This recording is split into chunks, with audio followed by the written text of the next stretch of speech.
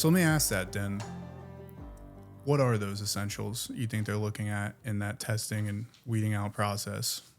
Well, it's interesting you asked because I actually brought a piece of paper where I list, and I give this talk sometimes in courses because I after I retired back in 2005, since then I've taught thousands of CIA, FBI, DIA, ops officers, and special agents on what it means to be a recruiter. And what they were looking for me was to be a recruiter.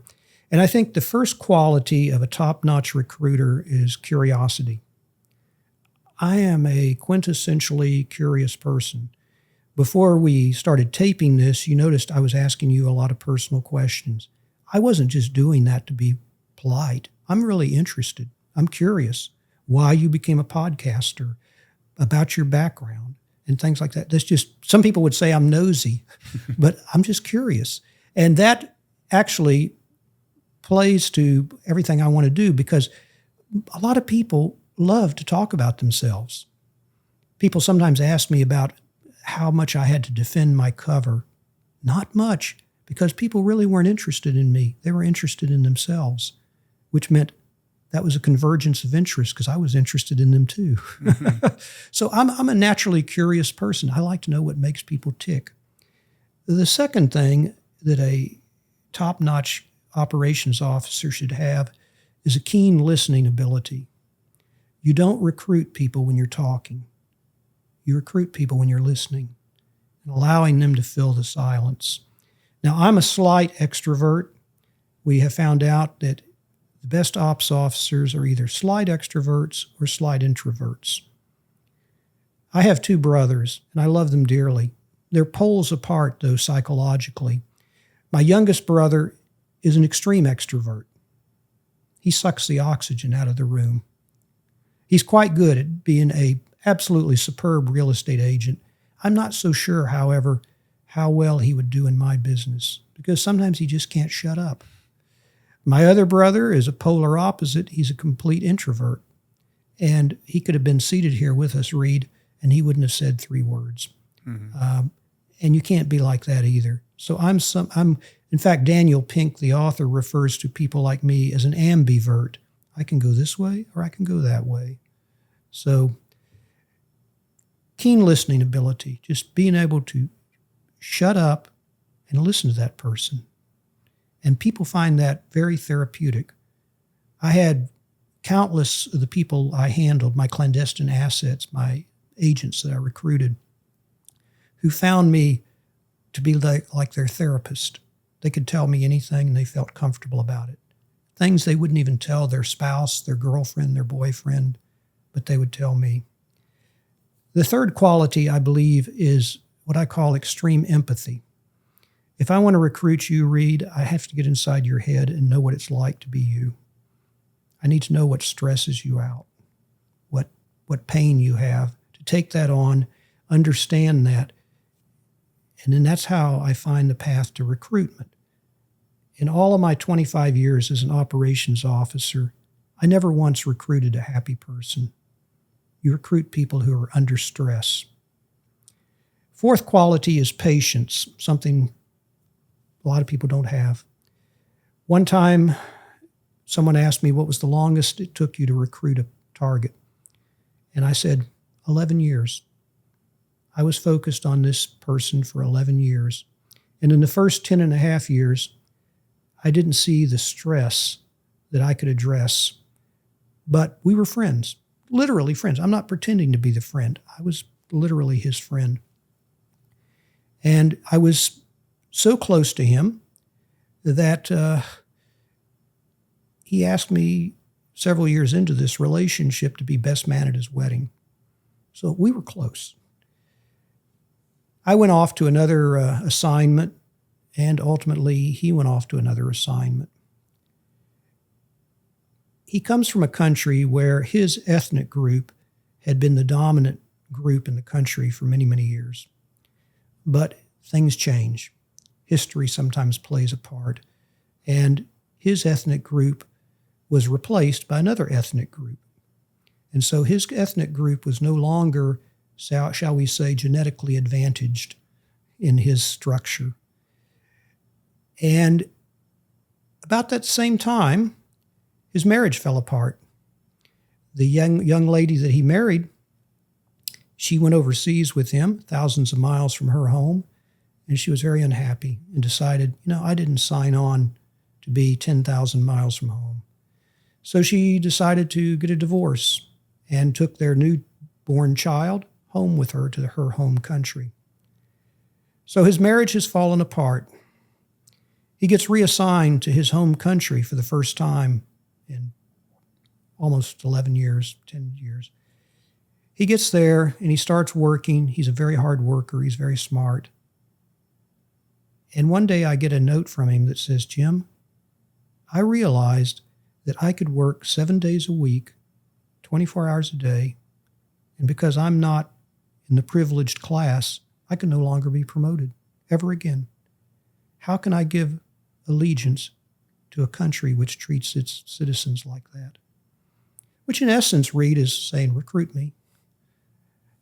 So I asked him, I knew that he was going to the home country of his ex-wife to celebrate their child's 3rd birthday.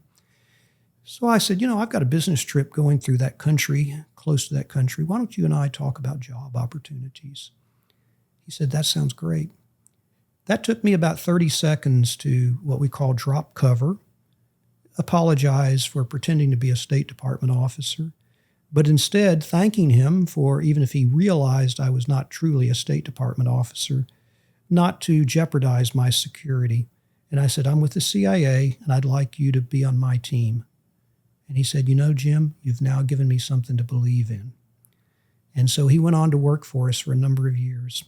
And in fact, people sometimes wonder, how could you betray your country? Well, the way I think they rationalize it is that they were betrayed first. Here he was betrayed. His country decided not to treat him like a citizen anymore. And so he told me that when 9/11 happened, he was at his ministry, his foreign ministry, and he noticed when those towers were coming down in New York, he got very emotional. I mean, he was basically weeping. And his colleagues saw that and they wondered, why in the world are you so upset? You're not an American. Why are you upset? And he said, what they didn't know is I'm on your team now. And they switched allegiance. My job was basically to convince people, come over to my team, and that way they have no more loyalty to the old team.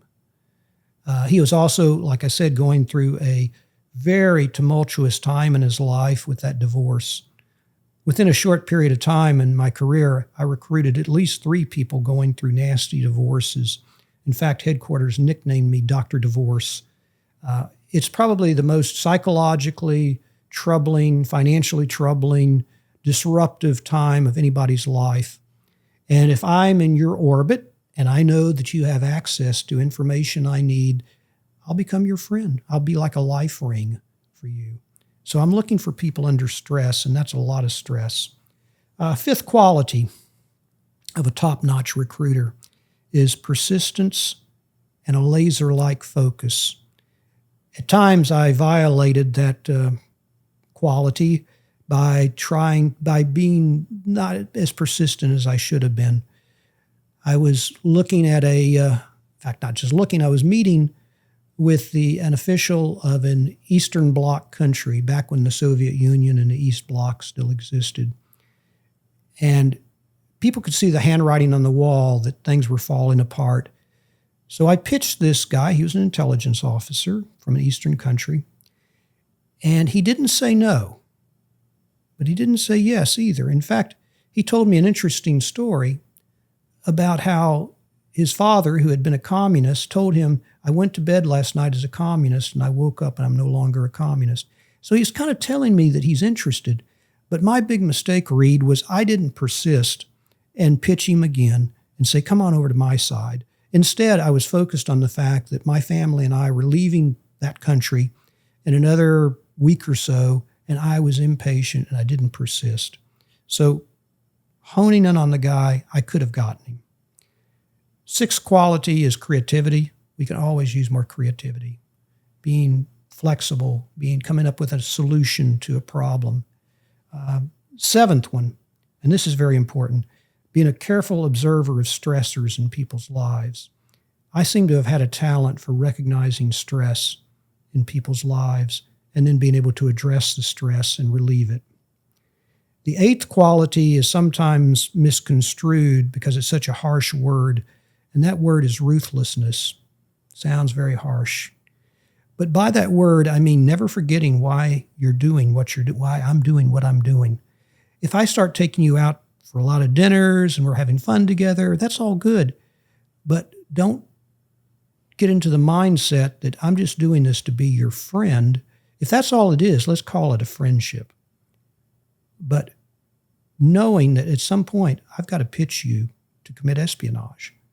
And a mediocre to poor case officer will fear rejection. And it's harsh. I don't know if, Reed, you're a good-looking guy, but have you ever asked a girl out and she turned you down? Of course. Of course. Yeah. And it's hard, isn't it? Mm-hmm. But I bet you kept asking girls. Right. You didn't just give up. You just didn't give up on girls, did you? No. So I tell all of my students, I said, if you've never had a pitch rejected, you haven't pitched enough people. You need to constantly be out there and pitching. And of course, the poor case officer won't do that because they fear the rejection and they fear they might insult the person. Well, that's the risk you take. You know, I jokingly say that our initials, CIA, that doesn't stand for Central Insurance Agency. We're risk takers. So always probing the limits and stuff. The next quality is having a powerful or persuasive personality. Being able to get people to say, I want to be part of Jim's team. I like him. Now, how do you make yourself likable? I think you either have that or you don't. But, being a good listener, being a careful observer of stress, being available for people, knowing that the friendship or the trust is, and by the way, trust is the essential quality of this, because if I recruit someone, they're putting not only their career, but sometimes their life in my hands, and they know that. The Russians have an expression. We asked a former KGB psychologist, what does it take for us to recruit someone like you? And the guy said in Russian, he says, well, first, you have to be серьезный человек, a serious person. You have to be serious because I'm putting my life in your hands. Otherwise, I'm going to get a bullet in the back of my head in the Lubyanka. And then finally, the quality that is the most mysterious of all is what I call the metaphysics, mastering the metaphysics. And that's a kind of a spooky thing that only maybe 1 or 2% of ops officers have. And by what I mean is it's some kind of neural link that a top-notch case officer makes with a target. In essence, when I go into my pitch, you and I are no longer part of this. We could have fires, explosions going off, and neither one of us would be aware of it because I've already made a mental link into your brain. And I'm imagining that. Whether it really happens or not, I don't know. But it gives me the extra confidence, and confidence is everything when you go into a pitch, knowing that there's a 99.99% chance that you are going to now work with me or for me. And so being that self-assured, and then that person just wants to kind of surrender and let you be the driver in the train.